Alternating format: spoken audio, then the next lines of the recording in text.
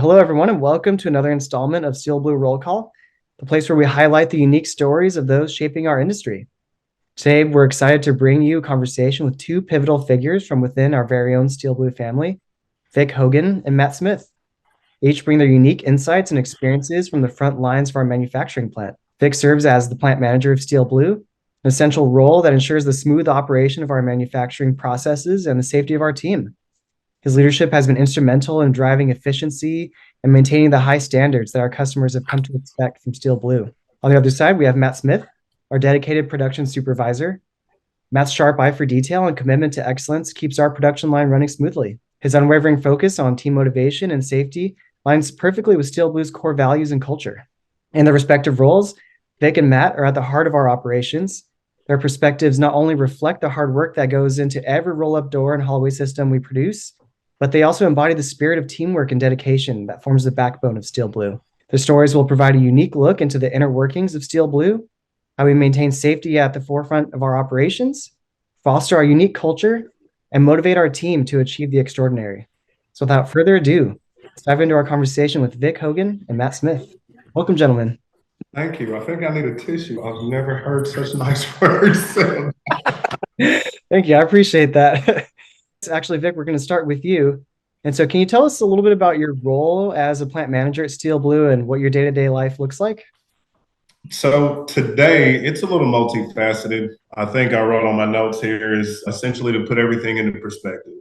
Lots of different personalities, lots of different situations that we encounter on a day-to-day basis.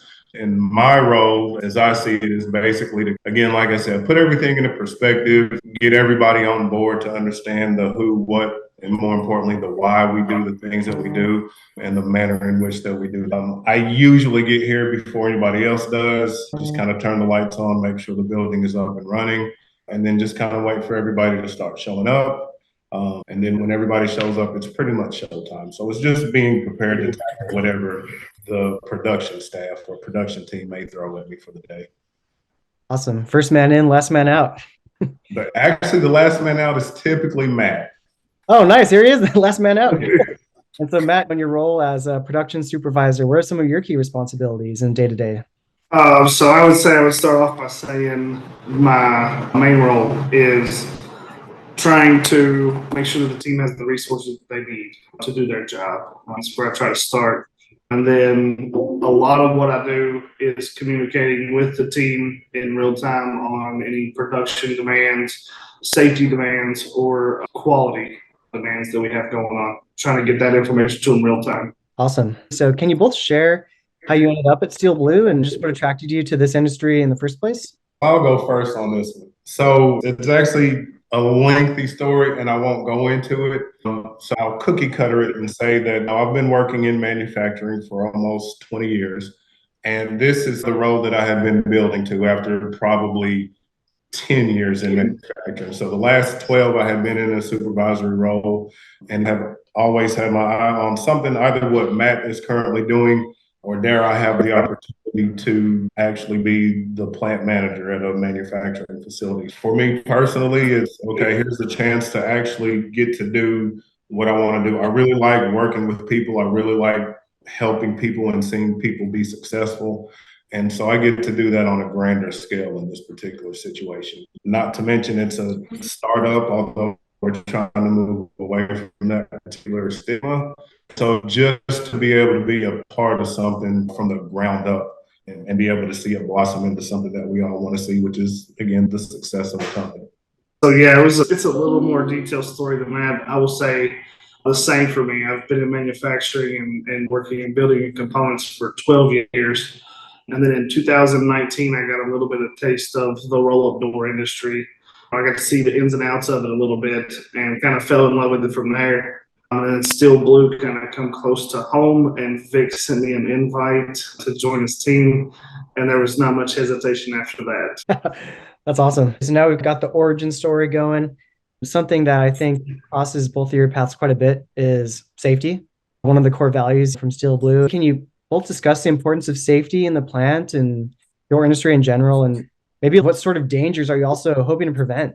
It's safe to say, no pun intended, that one of the benchmarks for any kind of manufacturing, it doesn't matter what sector of manufacturing that you're in, your first concern is going to be the people that work at your facility, which obviously by default means their safety.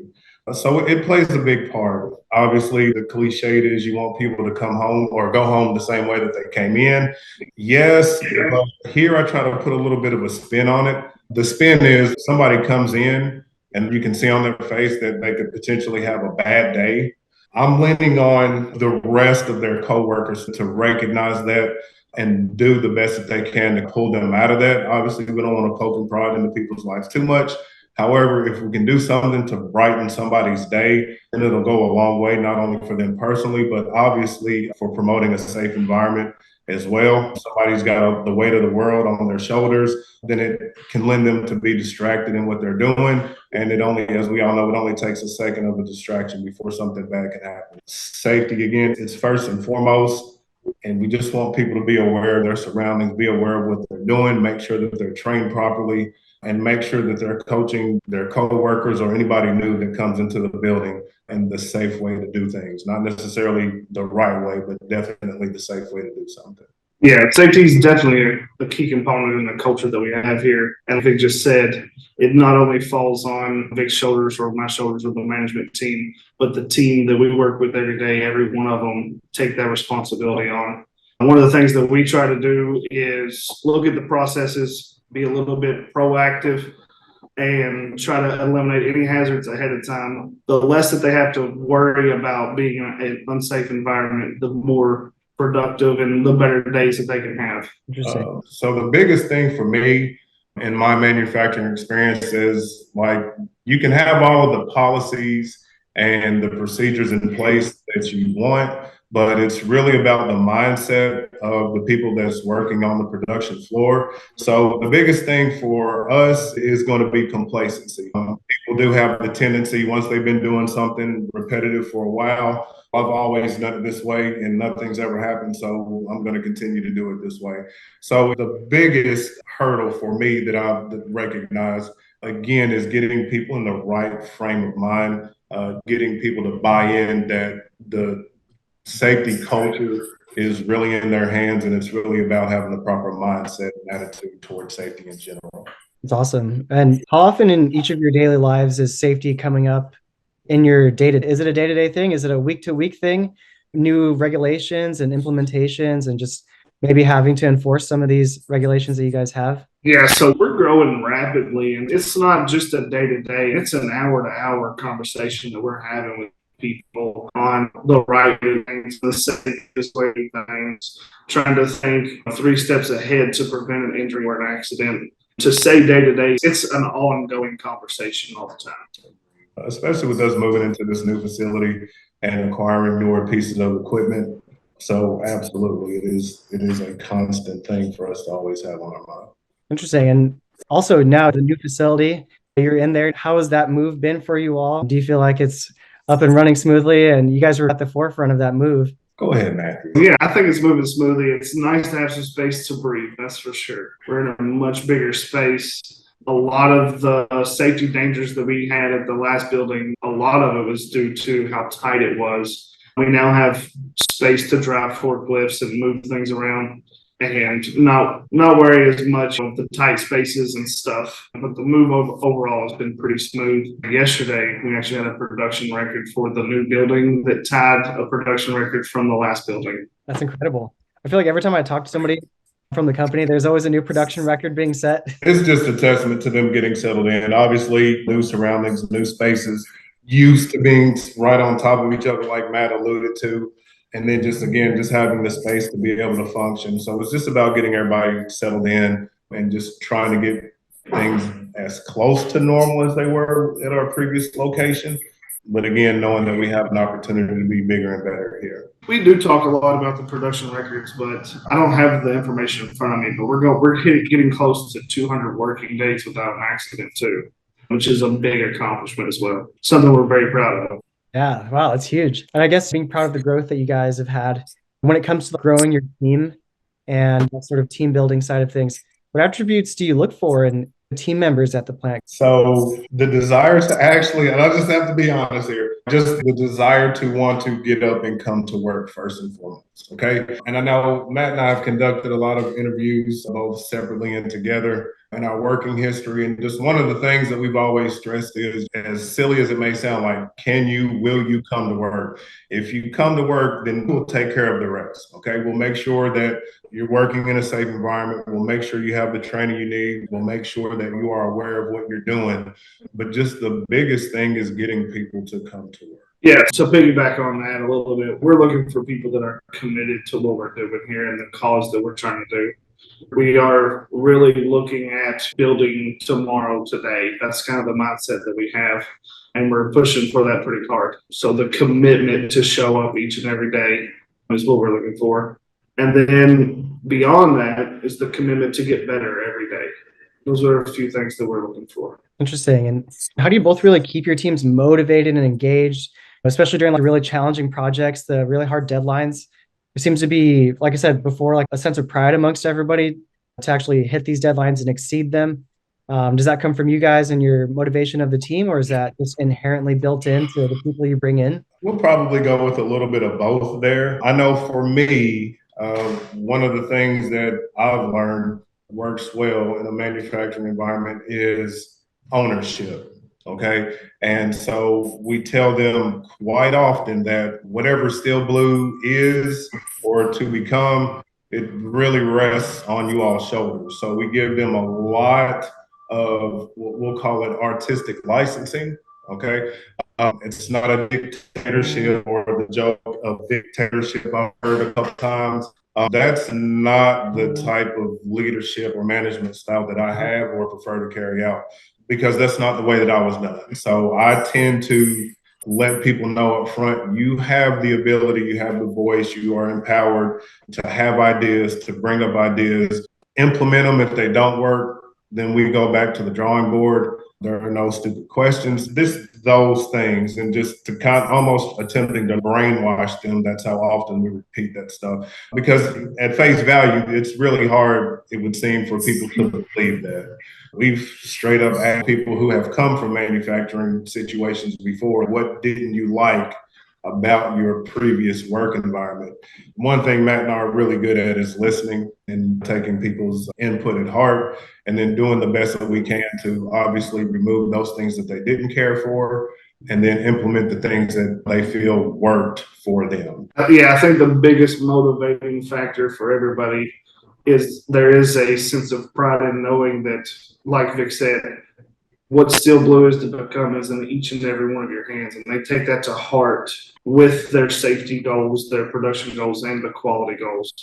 They believe that, and you can sense it around here. They believe exactly what you just said. I love that. And despite being a newer company in SteelBlue, what in your mind makes it a place to build a career at? Each of your wives works for the company as well. It's a family business in some way. And so how did that sort of culture, and just like I said, what do you enjoy about the company in regards to that? So for me, it's really easy. It's the people that I work with every day make this job what it is. It makes it enjoyable for me. That's why I get up and come in here every day. It's the guys and girls that I'm working with. Yeah, same. And even though it's a new company, from a corporate level, and even here locally at the facility, like, it's a new company, but the business itself isn't really new to an overwhelming majority of the people that work in SteelBlue. So the concern really wasn't there. I'm going to be selfish here for about 3 seconds. And it was just, for me, one of the big draws was, again, plant manager. So it's mine. It's the precious, so to speak. And so I know how I am. I know the type of environment and culture that I would want to promote. I know that Matt is, dare I use the word, we'll say in line. He agrees with a lot of the stuff, and whatever he doesn't agree with is perfectly fine. Okay, man, just go ahead and do whatever it is that you want. It's really not that big of a deal. Him coming here was an absolute must. So as soon as I told who I needed to tell that I was coming here, everything I did from that point on was, one, making sure that obviously it was a place that somebody would want to come and work, because I have to get Matt here. And it's really because of his extensive knowledge in the door business that I watched him just put on display at our old stop. Again, it really wasn't that difficult of a decision. It's just something that I've been wanting to do for a while. Congratulations. Thank you. Thank Yeah, that's awesome. And sticking on the company, but more towards the company culture. How would you each describe the culture at SteelBlue in general? you. So I'll go first. Yeah. So the first word that I would use to describe what we do here is energetic for sure. Like you said, we are prideful, and everybody that works here is very eager to succeed. The next would be collaborative. So we are constantly, it's maybe me and Vic, it may be Sierra and Vic, it may be the guys and girls running the vendors, but we are constantly bouncing ideas off of each other to try to get better. Last would probably be inclusive. We have people from all different walks of life to walk in the building, and we do our best to make sure that they feel a part of our team. So that would be the three ways I would describe our culture. All right. And I would probably call it a work in progress. And the reason why I would say that is I think a lot of people, again, I know they look at me like I'm crazy, and they probably look at Matt the same way because of some of the things that we say. Like I don't know, we really stress that the experience that we had in our previous stop, we don't want any of that stuff to carry over to here. So I'm going to be a big stickler for transparency. Okay. I'm going to be open and honest as much as I can, because obviously there are some things that have to stay in Vegas.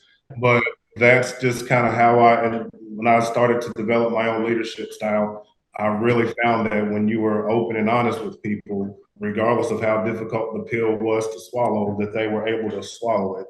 And then as far as evolution is concerned, so not necessarily evolution from a business standpoint, but evolution from a personal standpoint. Really, one of the things, it's almost like safety. I'm really focusing on people's mindset.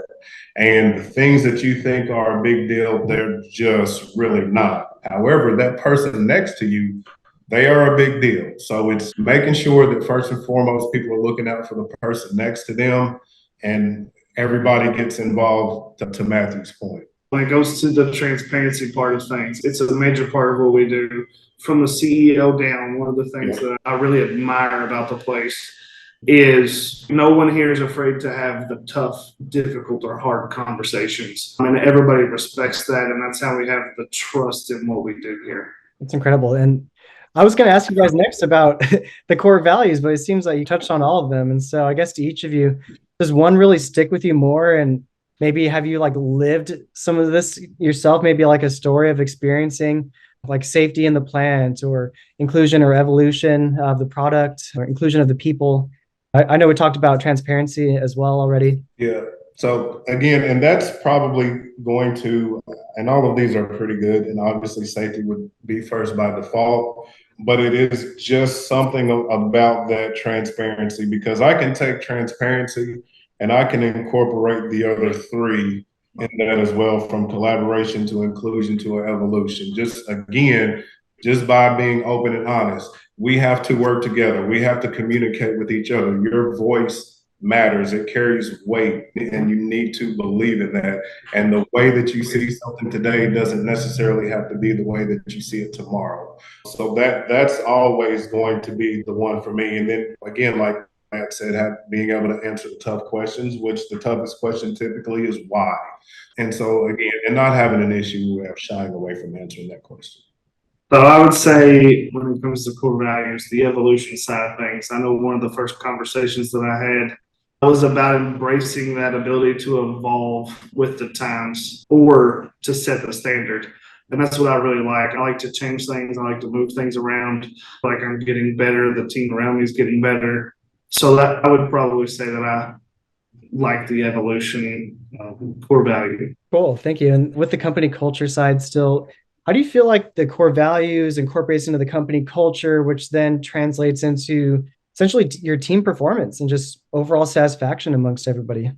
So you mentioned hearing about setting a new bar, setting a new level for a production day, a new production best. And the crazy thing about it is every time that this happened, like we've kind of been undermanned, so to speak. And like this morning, I asked, so we got them together just to say, holy crap, you all were in this situation in regards to Manning, and you were able to do this. And so I need you to tell me how, not because I want to just let a bunch of people go, but we want to be able to do that with everybody here. However, for the simple fact that we can do that, perform up to that level when we're undermanned, again, there was a lot of collaboration yesterday. There was a lot of inclusion yesterday. And then on a small scale, I would say that there was some evolution because Matt and I saw some things out of some of the production team that we hadn't seen before. We saw some of the potential for someone to do something and be something, and they just wouldn't just jump in and take off. And we got to see people do that yesterday as well. And that's typically been the case. So again, jumping in when it's needed or jumping in when the chips are stacked against you. They've seen the CEO do that. They've seen the COO do that. I don't know what Brett's title is, but they've seen people on the corporate level come in and build doors and help with production just because that's what was necessary to be done. The D-Days, we don't allow any corporate anybody to do anything in here now because Matt and I, we've got you squared away. So. Yeah, so it's like we've talked about several times, and Jared, you said you had heard it, the sense of pride. Everybody here has a big sense of pride in what they do. There's no roll-up door, there's no double roll-up frame, there's nothing that gets made in here without somebody putting their all into it. And that's what really builds our culture and pushes us forward. Most definitely. And both of you are leaders at the company. And I guess in your opinion, how does the leadership at SteelBlue contribute to this positive work culture that you guys have? So just like Vic said, the guys and girls before us kind of laid the path for us and showed us that sense of pride in what we do and how we do it, and really instilled in the team around here as far as it goes that they are not afraid to lead by example. Yeah. And ironically, that is what I was going to say, leading by example. That's ultimately what it boils down to. So they've seen it when we were at our previous location and they see it now. And again, it's being open and transparent about stuff. We had an issue a couple of weeks ago while the executive team was here. We saw some of the concern on some of the production staff's faces. And so we immediately turned around and we just held it up in a corner somewhere, Matt, myself, and a couple of the execs. And we're trying to figure out how we can make things right. And that's not the first time that they've seen that from the executive team. Okay, we looked at something, we made a decision, we don't feel right about it. We can tell by the look on you all's faces that you're not necessarily comfortable with it as well. So we have zero issue going back to the drawing board and doing what we can within reason to make things right for all parties involved. So when they see that, again, just the example, it is something that you want to follow. So when we recently got the new roll former in, they get to see Rich come down and he's like a kid in a candy shop and ready to push buttons and turn it on and roll. And then they get to see Bray pile down while Rich is running the machine more or less. So they get to see that stuff. And that's really what sets the tone for the rest of the shop. For sure. And we're getting towards the end of this conversation, but something I'm curious of is, now that you've both been at the company for a little while, what's your just favorite story so far? Let's just validate why you're here, whether it's been something that happened on the floor or interaction you've had with somebody, something you guys achieved, new production records. What's just that one thing that you think of when you think of like how great you've done so far? At our previous location, there was a mezzanine, and if you stood in a particular part of this mezzanine, you could see like the entire production floor minus the packing area back in the corner, and then what was going on under the mezzanine. And there was just one day, and I was standing up there, and it was just almost kind of like the realization that, again, me being selfish, if nothing else, just being able to say I had a hand in it. There was a project a while back that we had to do where I was like, there was no way. It was a really large door, and we had to go back and switch out some springs on that. And it was actually a weekend that I was off. And so Matt you had the whole plant in there that day. So we were like, we'll just shoot for this small fraction of reworking these particular doors. And when I came back that Monday, like they had done that and then some. It just, again, their ability to come together. Matt said it was one of the best days that he had actually seen. So just kind of hearing him and listening to him tell that story, just the way that he was amazed and excited with the potential of the people that we have in the production shop. Oh, and that's an understatement. Like Vic has alluded to, a lot of our record-setting days for production have been in the face of adversity, whether it be people missing, whether it be people not here. And to watch the group of people that work here determined to get a job done, it's one of the best experiences that I've been a part of. I've actually never worked with a group of people that you can put a goal in front of them and there's no goals that we haven't been able to achieve. And honestly, most of the time they make it look really easy. So again, many of the times that we've had our best days, our strongest days has been right in the face of adversity. That's incredible. And just finishing this off, just what advice would you give to those that are interested in joining SteelBlue or just starting a career in the door industry? So I would say what you're willing to put into this job, it's willing to give back times 10.